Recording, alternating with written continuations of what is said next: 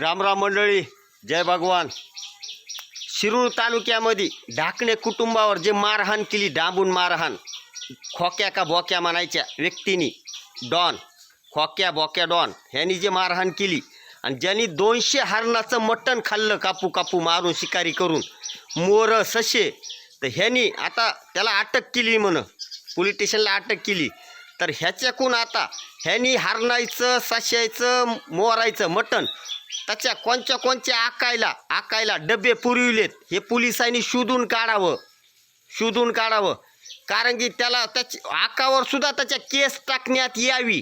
कारण की धनंजय मुंडे साहेबाचा कुठंच काही नसताना सुद्धा त्यांनी राजीनामा दिलाय.